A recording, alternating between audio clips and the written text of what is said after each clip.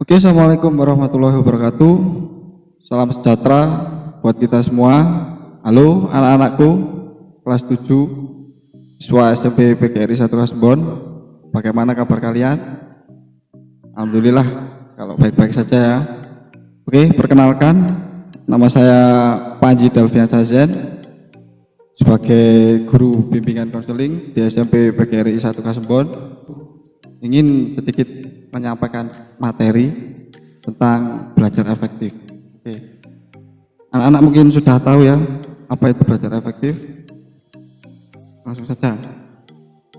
Oke, di sini saya akan memaparkan materi MPLS yang berjudul apa itu belajar efektif. Di masa pandemi sekarang, anak-anakku, kita juga harus dituntut tetap selalu belajar, tetap semangat.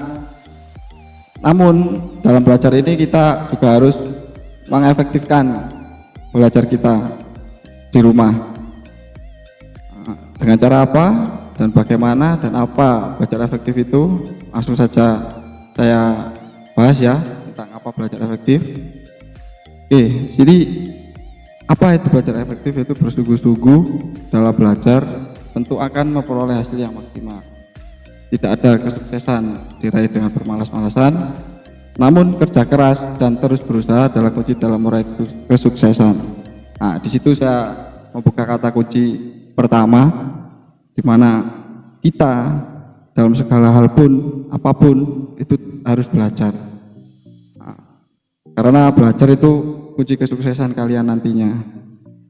Kemudian kita masuk ke intinya, apa yang dinamakan belajar yang efektif, yaitu suatu proses belajar yang berhasil guna dan proses pembelajaran itu mampu memberikan pemahaman serta kecerdasan, ketekunan, kesempatan dan mutu atau kualitas yang lebih baik, serta dapat memberikan perubahan perilaku yang dapat diaplikasikan atau diterapkan dalam kehidupan sehari-hari, sehingga hasil dari pembelajaran itu akan dapat menghasilkan sumber daya manusia yang unggul. Oke. Jadi di mana kita belajar secara efektif itu manfaatnya sangat banyak sekali. Oke, langsung masuk ke slide berikutnya. Ada bagaimana cara belajar efektif di saat masa pandemi sekarang. Oke, sini kita benar-benar harus sama-sama berikhtiar ya, antara kalian anak-anak dengan para bapak ibu guru dalam menyikapi proses belajar mengajar di masa pandemi ini. Oke, langsung saja. Yang pertama ada motivasi diri. Di motivasi diri ini sangat penting sekali, baik untuk anak-anak dan semua orang, terutama anak-anakku ya, yang kelas 7 itu motivasi diri. Jadi kita harus menciptakan motivasi dalam diri untuk belajar dengan cara berikut. Ada caranya. Satu yaitu buat perjanjian dengan diri sendiri. Kalau kamu baru bisa melakukan aktivitas favoritmu. Nah, kemudian setelah semua target belajar tercapai, nanti kalian harus menulis apa motivasi kalian yang sangat menginspirasi kalian dan bisa meningkatkan belajar kalian. Jadi penting sekali ya untuk memotivasi sendiri, untuk memunculkan semangat dalam belajar. Kemudian yang kedua ada atur waktu penggunaan. Nah, jadi mengatur waktu dan mempergunakan waktu belajarmu dengan efektif dengan menentukan target harian dan jam belajar tiap pagi. Jadi kalian setiap pagi itu harus sudah mulai menentukan, kemudian menyiapkan apa yang akan saya pelajari untuk hari ini. Gitu. Kemudian buatlah daftar tugas dan komunikasi jadwal belajar kepada keluarga. Itu bapak, ibu, atau bapak ibu guru, wali kelas atau temanmu, supaya bisa ikut memonitor dan membantu kamu. Jadi di mana di dalam belajar efektif ini kalian butuh beberapa dorongan atau bantuan agar terciptanya belajar yang efektif. Oke, kemudian mulailah bekerja dengan mengikuti teknik, dengan mengatur waktu. Berikut dengan caranya mengatur waktunya, yaitu buat daftar tugas yang harus dikerjakan. Jadi kalian mencatat daftar tugas yang sudah disiapkan dari sekolah melalui grup WA kalian. Kemudian mengerjakan tugas selama 20 menit. Kemudian di list atau dicentang daftar tugasnya sudah terlaksana. Di hari ini kalian sudah mengerjakan atau belajar tugas berapa, itu di list, dicentangi, biar nantinya tidak mengulang kembali apa yang sudah pernah kalian pelajari. Oke, tidak lupa istirahat 5 menit. Istirahat 5 menit dengan santai. Kemudian kembali bekerja selama 25 menit, ditambah 5 menit istirahat lagi. Itu akan mengasah daya ingat kalian dan juga ketelitian kalian dalam mengerjakan tugas dan belajar tentunya. Kemudian kalau sudah melakukan keempat teknik tersebut, baru kalian bisa istirahat dan mempersiapkan pembelajaran untuk besok. Kemudian ada mengerjakan tugas dan hobi.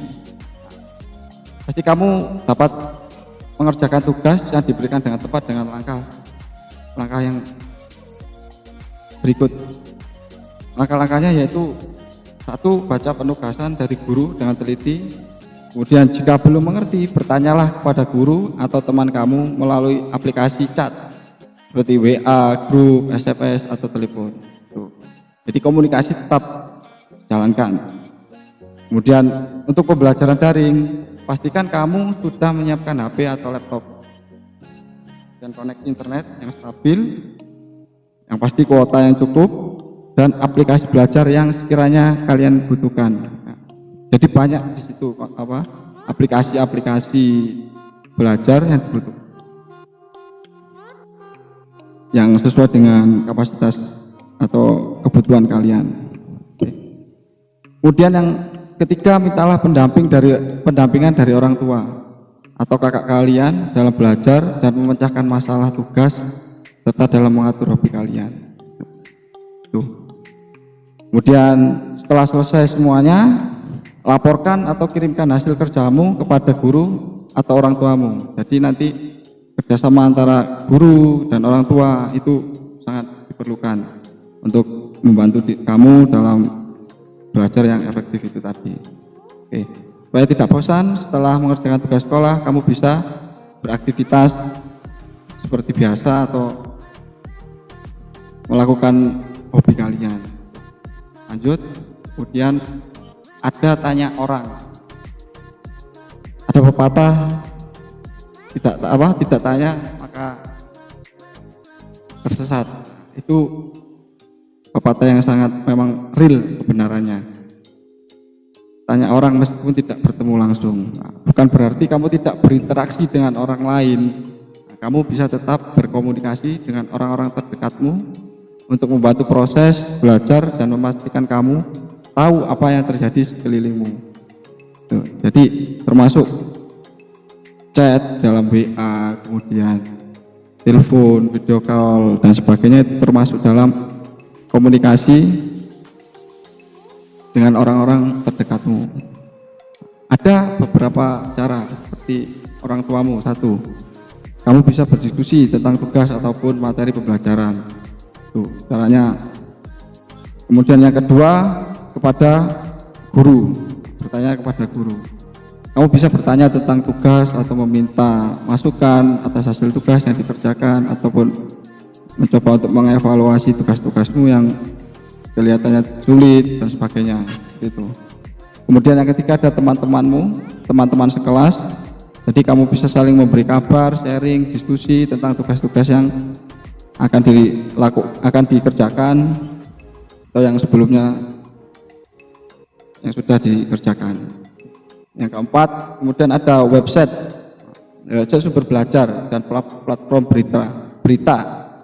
Jadi kamu bisa mencari referensi tugas dan membaca-baca berita.